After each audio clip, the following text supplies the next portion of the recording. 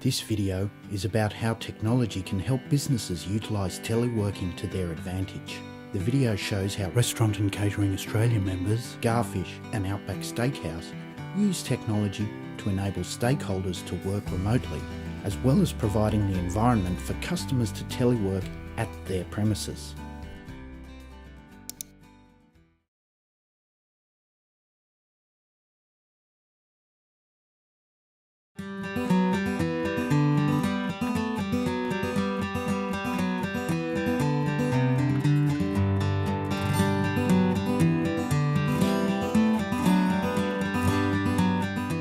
We launched here 2 years after the Kirribilli business had opened.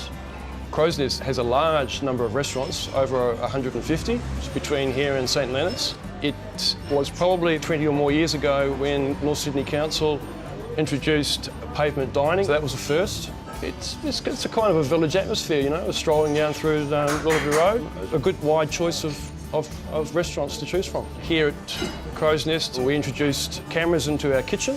It was a new phenomenon because no one else was really doing that 10 years ago, so much so that Channel 7 News did a story about us and our TV cameras.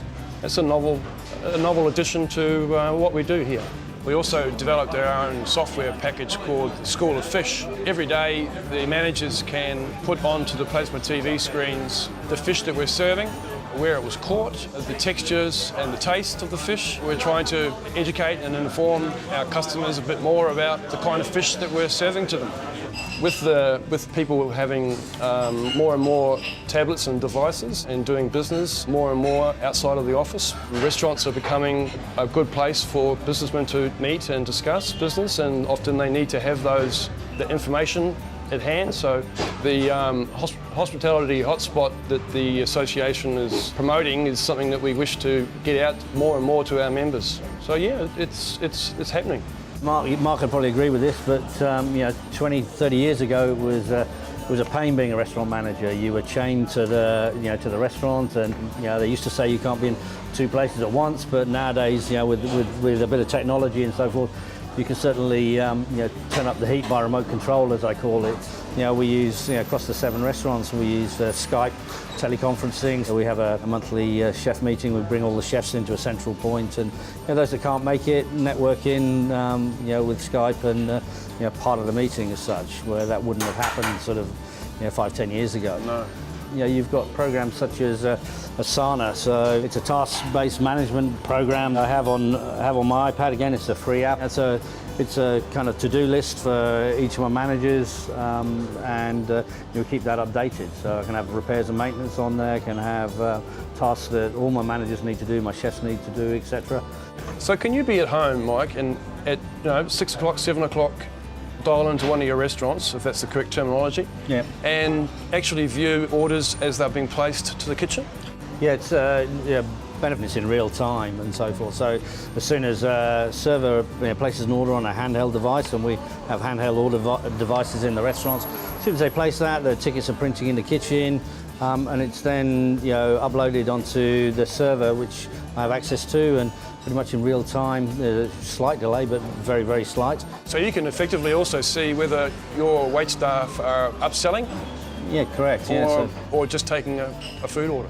Yeah, correct. And on a real-time basis, the managers at night time can sit down with a member of staff and say, listen, you only sold 10 desserts tonight. You had 30 customers. I was expecting you to sell 15. What were your opportunities?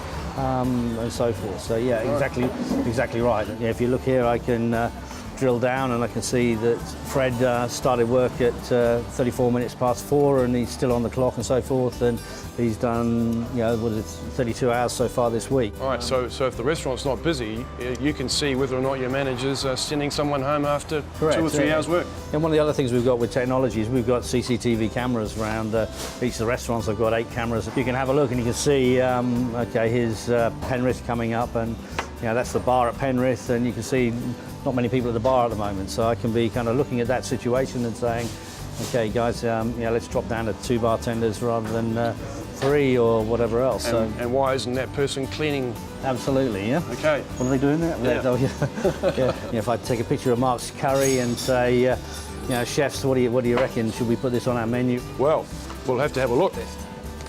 Thai jungle fish curry, yes.